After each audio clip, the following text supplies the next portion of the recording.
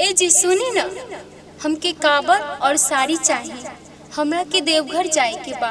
कहाँ से ला के दी साड़ी और काबर? तोरा के दिखात नहीं खे का? पहले से बिजनेस में घाटा लगल बा और तोरा के देवघरे जाए की सुझात। चुपचाप घर ही में रह। Music by Rakesh Mithun brother. Recording by sky music Begusarai. हमहू देवघर जाइब पिया जी, हमहू देवघर जाइब पिया जी। जाके बजरों से सरियाले आदेशों में जी। लॉकडाउन में साड़ी कहाँ से ला के दी? लॉकडाउन में साड़ी कहाँ से ला के दी? नइखे रुपया ये जानू कैसे चली खर्ची। हमहू देवघर जाइब पिया जी, हमहू देवघर जाइब पिया जी। Recording by sky music Begusarai.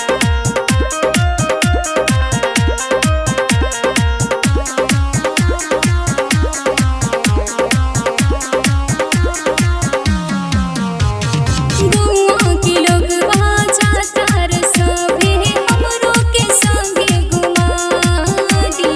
बाबा पे जलवा चढ़ाई बुझा के बोलबम के नारा लगाई।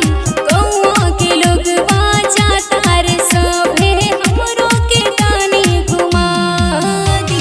चले नहीं पैबू रानी लमहर डगरिया, जादी थक जैबू गिर जाई तोर कावरिया। पाँव में छाला पड़े जैसे लहर मिर्ची। हमहू देवघर जाइब पिया जी। लॉकडाउन में साड़ी कहाँ से ला के दी? Recording by sky music Begusarai.